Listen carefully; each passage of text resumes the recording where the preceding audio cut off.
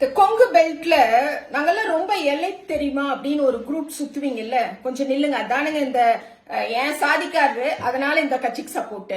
இது என் மதத்தை தூக்கி பிடிக்குது, அதனால இந்த குரூப்புக்கு நான் சொம்படிப்பேன் அப்படின்னு சுத்துவீங்கல்ல. ஆக்சுவலா உங்களுக்கு சாதியும் மதமும் செகண்டரி ஃபேக்டர் தாங்கிறது எங்களுக்கு தெரியும். இல்லாட்டி நான் தயாரிக்கிற பொருளை என் சாதிக்காரனுக்கு மட்டும்தான் விற்பேன், என் மதத்தை சார்ந்தவன் தான் என் கடைக்குள்ள வரணும் அப்படியெல்லாம் பேசுவீங்கல்ல.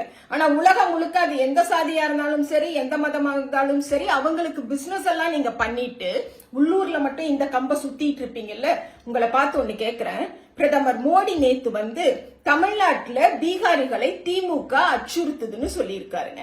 திமுக ஏதாவது பெரிய நிறுவனம் வச்சு நடத்துதா? 10-20 லட்சம் பீகாரிகளை வேலைக்கு வச்சிருக்கோமா? இல்ல. அப்ப பிரதமர் மோடி குறிப்பிட்டு சொல்வது யாரை? நம்ம பார்த்துதான். ஏன் கொங்குன்னு சொல்றேன்?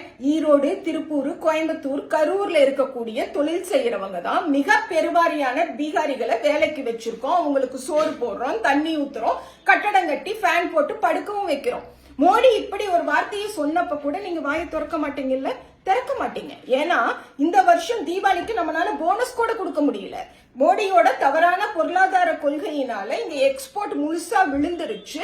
அள்ளி கொடுக்கக்கூடிய இடத்துல இருந்து நாங்க கிள்ளிதான் கொடுத்தோம். ஆனாலும் எங்க தொழிலாளர்கள் மகிழ்ச்சியா வாங்கிட்டு போனாங்கன்னு தான் சொன்னீங்களே தவிர ஒன்றிய அரசாங்கத்தை பார்த்து திறக்கவே இல்லையே.